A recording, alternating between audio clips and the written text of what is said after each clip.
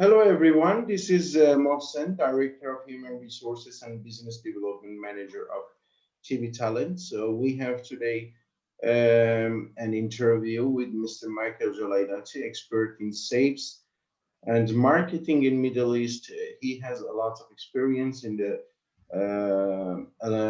a lot of brands of hotels in Middle East and has a very strong background in sales and marketing. Hello, Mr. Michael. Thank you for joining us. Good evening. Thank you for having me. Please, first of all, let us know that how's going things with you, and later on, I'm going to start with you with my questions. Sure. Currently, things have been, on an up and down roller coaster for the past year. Thankfully, we've been able to cruise throughout the year and then come out on top. And we're looking forward to 2021 with all the medical developments to combat the pandemic in hopes of the industry, generally speaking, recovering, and especially the hospitality industry getting back on track. Otherwise, I've been practically Mr. Michael, if it's several possible, things. please speak a little bit loudly. Yes. Currently, I've been doing several things, several new ventures, looking into more aspects, to be able to generate income, just to get through the period that we're all living. Thank you. Mr. Michael, I'm going through my first question, which I want to ask from you. This is, how do you see the hospitality industry in Iraq? And what are your expectations regarding the market in the close and far future? Well, you see, as we all know and we've all been experiencing, definitely the industry has been struggling due to last year's lockdown, especially. Industries in general, not only hospitality, but hospitality has been the most affected because of the travel restrictions, the fear of contagion in crowded events, and especially if they are not family related, which in the hospitality industry, social events constitute a small percentage of gatherings, but more on the corporate side, which is the most affected these days. The last 2 months of 2020 have witnessed a little bit of pickup in demand. Reason being that starting October, some countries have loosened a little bit their social gathering restrictions, which saw some industries, especially the pharmaceutical industry, as well as the international organizations, which budget big each year for their events and programs and launches and trainings. So these two industries especially have raised their demand to astronomical numbers just because they have a budget they needed to spend it. But come the first quarter of 2021, we have seen a reverse curve in demand and even stricter measures requested by bookers that are still willing to hold events or accommodate guests, which each country as well and each destination had its own set of restrictions, which affected that. Which is our main concern in the tourism and hospitality, especially in Iraq, we are talking. Yes, I understand. Yes, in Iraq, that's what I'm saying. But these restrictions that were implemented in certain countries have reflected on the organizations and the citizens of these countries who are living and working in Iraq in general, which they had to implement as well. So that's what I'm saying, because we see a lot of, especially in the pharmaceutical industry, we see a lot of foreign companies operating in Iraq and of course promoting their products. So that's why I mentioned that point. On the other hand, we have seen also companies who took extreme measures, subjecting their guests to up to 3 PCRs, for example, within a period of 10 days to ensure the safety of their event attendees But not many companies have the ability and who can bear the expenses in order to get clearance to hold a group training or a large event spanning more than one day. In the close future, the market is still going to be cautious and on the sidelines, especially with the spread of the new COVID strain as well, which we shouldn't forget. We were hoping that, we would get past the COVID-19 period in 2020. Unfortunately, by the end of 2020, we saw the new strain surfacing and then, reigniting that whole sense in people, that fear again in people. So we expect for the time being a stagnant market as it is these days, extending maybe till the end of the second quarter of this year. But as the vaccine is about to start being administered to Iraqis, especially, we expect to see some restrictions, hopefully loosening up by the third quarter of the year. Yet, with the ever increasing number of positive cases, still on an alarming rise that has reached 705,000 this week cumulatively in Iraq. So we expect the market recovery to start showing signs at least by the end of 2021 and early 2022. Okay. In the future of the Iraqi hospitality industry, I can see a steep upwards curve, similar to what was prior pandemic, especially because in 2020 there were big events planned in Baghdad and in Iraq and in Baghdad and Erbil, especially like the Baghdad Expo, among other national and regional trade shows, fairs and exhibitions that were planned, as well as new international hotels that were under construction and that were hoping to open also in 2020. So all of that definitely has been pushed at least a year from their expected dates. That being said, once the gray cloud of the pandemic, starts to clear based on how effective and widespread the vaccination plan will be, we can expect a fresh stream of reactivated and new source markets to find their way back to Iraq, generally speaking, and Baghdad, Erbil, and Sulaymaniyah, to be more specific, to reactivate the situation. How do you see Basra?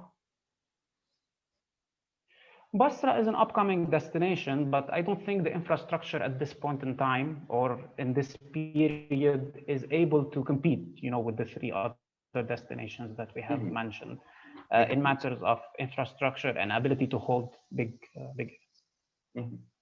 Okay, thank you for the first question. We are going to the second question, which is, what do you think about the financial loss of the hospitality industry and how they should recover themselves in the post-corona period? Okay. As we are in the industry, one of the sectors that has been the most affected during this period is the hospitality industry. And we're not talking only about Iraq. Internationally speaking, in quarter one of 2020, we saw a 22% decrease in demand, and up to 65%, in the middle of the year, middle and third quarter of the year. So we're talking about major budgets, being just unable to be reached. If we talk, a comparison between 2019 and 2020 in key destinations, which also will reflect on the situation in Iraq, we saw a 96% drop in demand in Italy, 68 in China, 67 in the UK, 59 in the US, and 48 in Singapore. Having been in Iraq during the past year as well, and we have seen similar drops, over 60% drop in demand. So definitely these reflect in money values. Now, recovery is surely crucial, and by now any industry or even a freestanding business should have already formulated an action plan at least. Yet in Iraq, we don't know uh, how the restrictions or how if a curfew will be implemented again. And as far as I heard, starting tomorrow, there is a new curfew, for example, if we're talking short term. Long term, as I mentioned, action plans should already be set for post-pandemic. And of course, and that will affect also the role and the velocity of rehabilitation. Mhm. Now, willingness of the population has also been taken into consideration because the new habits that people have now and the new normal, as they are calling it, has also set in people. They got used to working from home. They got used to doing a lot of things that they didn't know can be done through the available tools that we have now. Now, of course, the alternative scenario will be a vertical peak, in demand, Mhm. which will have the industry on its toes, trying to catch up with it. So it can either go both ways, and these scenarios have both to be planned for. Um, this is the uncertainty in the hospitality industry. Mhm. Some destinations and some source markets might be willing to just, come back in the same volume as pre-pandemic, and some others might, even stop this destination completely. So we have to wait a little bit more for things to be clearer, but definitely all businesses at this point in time should already have their action plan set for post Mhm. pandemic. You are certainly right. Thank you. Thank you for your feedback. Really, we are enjoying of talking. We are enjoying talking with you. Let's go to the third part, which is I want to say. This is my question, which is, what was the impact of coronavirus on staff engagement, on employee engagement in the workplace? What did you see? What did you feel of influence of coronavirus on the workplace and especially on colleagues' engagement? Okay. The hospitality industry prides itself uh, in having the most diverse array of nationalities and ethnicities under the same roof in each Right. property, and especially when we talk about, regional or international chains. This unique close interaction of the interpersonal relationship in the hospitality industry has been majorly affected during the pandemic, especially with the restrictions of gathering. We know hospitality employees like to get out a lot in their day off Mhm. because they feel that the long working hours in the hotel and the effort that they give, uh, they like a lot to reward themselves during their days off. That has been already taken from them due to all the places that they used This to is go in all to being sections, closed. but I'm talking especially in hospitality, which is your field. In hospitality industry, yes, I understand. Also, the social distancing and the PPE enforcement. In the hospitality industry, we're very close to each other and to our clients. Mhm. We like this personal interaction. We like to be in the same physical space, and that has been affected, whether between colleagues or between the front desk agent and the client. On the other hand, this has reinforced close relationship, Mhm. and in some places has also uh, reactivated the nostalgia of the family ties. Even more considering that the uncertainties we have been living in for the past 18 months. So existing relationships got tested to the maximum, and either whether being it friendships or other got tested to the extreme, and then either got stronger or were broken. And at the same time, these individuals, given the fact that they were forced to be quarantined for a long period of time, whereas they didn't go back home to their families, being it in another country or in another city, Right. This has, yeah. So this has reinforced these ties between them, but it surely has flipped, you know, the engagement between people 180 degrees, whether it being it positively or negatively. How do you see their performance? Um, the individuals that were affected emotionally by it have had a bit of a hard time adjusting, while at the same time, I've seen actually people put more of themselves into their work and into maybe perfecting it, since they have a little bit more time these days. Mhm. But our job as senior managers in these establishments has been also coping with our subordinates' feelings and what they're going through, and sometimes um, people have become reclusive as well, because their time has switched to only being at their desk or where their workplace is and then home. So our job has also been to contribute to making them feel a little less affected by it. But as we know, we all have been affected by it one way or another. Totally understood. Thank you.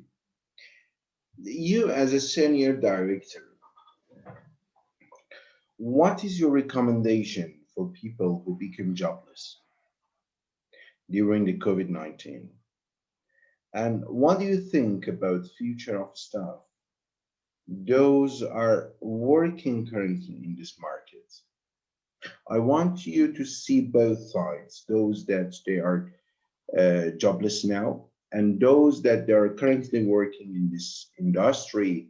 And what is your recommendation for both sides? Sure.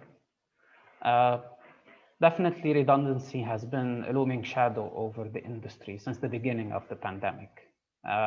In some countries, it has affected them later than others, but definitely all of them has been affected and has contributed to the loss of many of the working talents in hotels and in each chain or group of hotels or hospitality-related business that has been forced to let go of a big percentage of its manpower. Now, those who were sent home, whether being it on extended unpaid leaves, which is equally with Same. uncertain futures, yes, or those who were completely released from their commitments to their previous employers, they have had to find ways either to cope. So if they had savings, to plan their savings in a certain way over a long period of time, or the majority which actually turned to online income generating means. Uh, and a lot of people have actually discovered these means, newly discovered these means, because uh, this idea of being able to make money online, especially in the hospitality industry employees, was a concept that might have worked for other people who maybe studied it, but for them it was not something they like tangible stuff. The Mhm. hospitality industry employees, they like the tangibility of their work. Physical So activities. yes, physical activities. So on another hand, in countries where working online or work from home has been uncommon, uh, some hospitality employees have been seen even going to the food production industry, and the medical manufacturing industry, which have also seen an increase in demand of their products during the lockdown, obviously, because Could you kindly be these a were the little two bit more industries that were still specific? allowed. Exactly. Could you kindly be more specific? Food production, sure. Food production, I'm talking about, for example,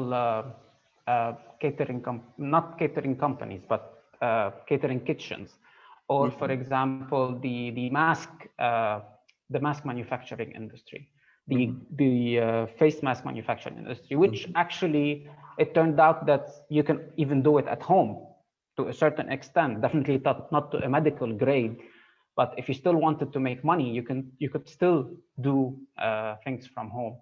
And definitely when the restrictions will start loosening up, an unparalleled demand for these talents will occur, reviving both the households and the businesses alike.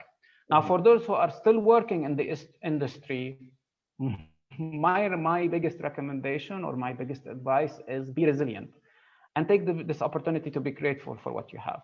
Now, at the same time, having so much time on your hand, you know, given the fact that, as we mentioned earlier, that um, occupancy percentages and demand has, you know, dropped by more than half.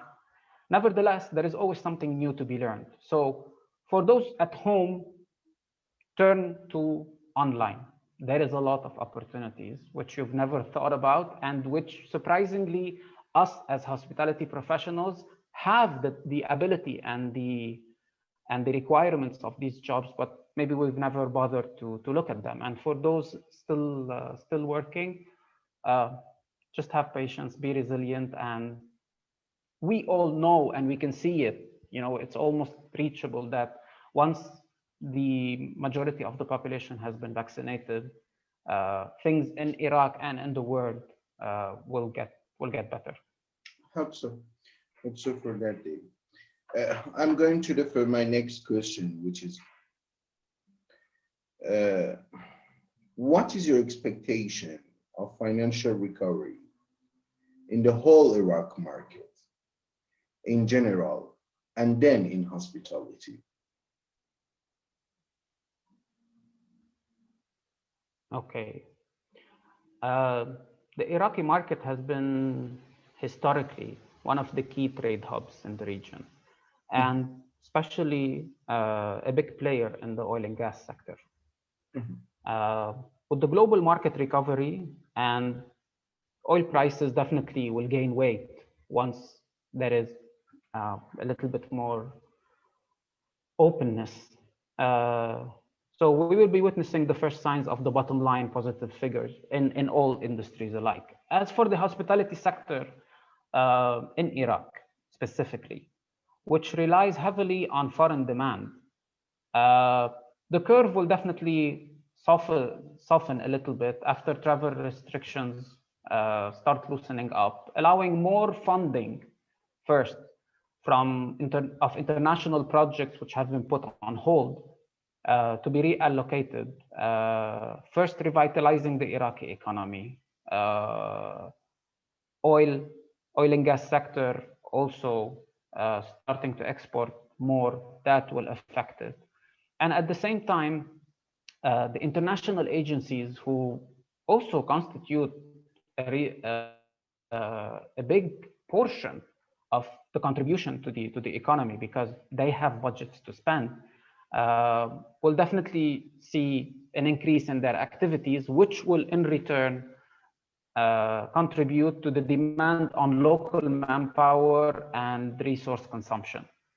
So generally speaking, we are slowly starting to see the signs of it, but what has happened last year with the currency devaluation has also affected the Iraqi market, the Iraqis especially. The foreigners whose salaries and are dubbed to a dollar figure, regardless of what the currency value is, have not felt the difference.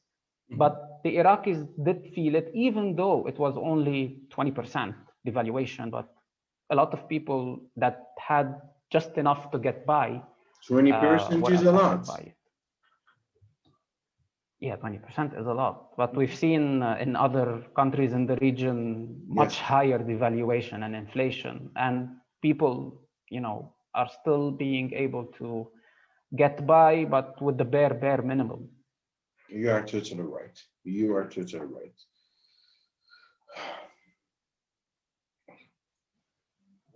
My next question is, by looking into the pre-corona and post-corona market situation, what kind of experience you individually got,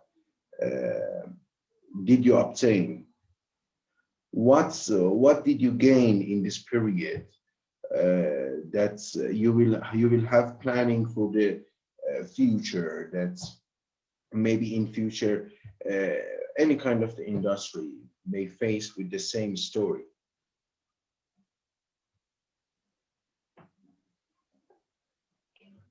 You know, one of the biggest lessons during the pandemic and really during this period has been to learn to be more patient. Patience is a majorly underrated ability, and it takes a long time to master. Mhm. But having less to do, and as we are used to a never-ending stream of new challenges and new experiences every day in the hospitality industry.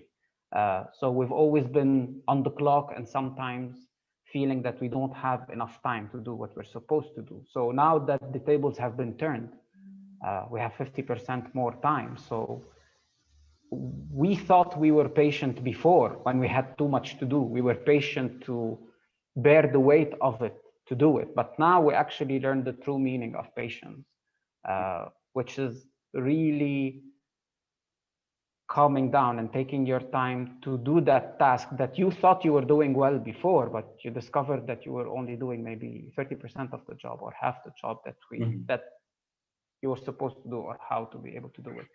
Definitely now we learned how to be more rigorous in business expenses allocation as well. Mhm. Business was good, we were making profits and all that, so we thought that we could spend at a certain level in our businesses to have, you know, a certain allocation of expenditure, that this is the minimum we need, or this is the minimum we have to spend to sustain the business. Definitely during these days, we had to look back into all that and then take out half of what we used to do to get business. Uh, and now we're still, you know, discovering how to navigate it. Um, another lesson is we learned the true power and the tools available to work remotely.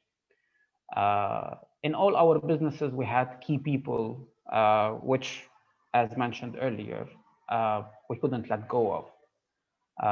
These individuals, what we call skeleton staff, which is the minimum number of personnel you have to operate at a certain level or to keep your business open, especially in hotels. Right. So from that perspective, we learned what our staff can do on site, and then how much more they can do even if they're not sitting at their desks because of the tools of working virtually.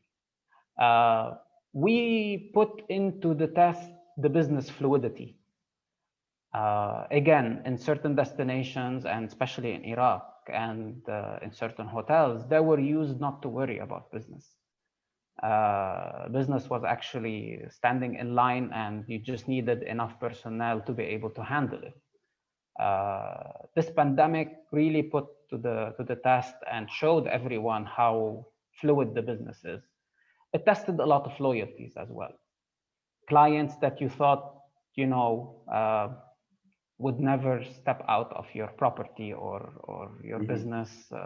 You saw them disappear overnight just because they wanted to save $10, and it came down to the single dollars and the pennies during the pandemic and after the pandemic, and your business relationships strength. That was also a major discovery for people. Strategic partners that you've been working with for years to provide certain services. And, you know, during the pandemic, that was also put to the test. How good their system is and how good their distribution and their delivery is when things are not as busy. Everybody, thank you very much for watching this video. It was a pleasure. Please be informed as soon as possible, and very soon we are coming back to you with the next videos and the next interviews. Thank you for watching and have a good day ahead. Bye.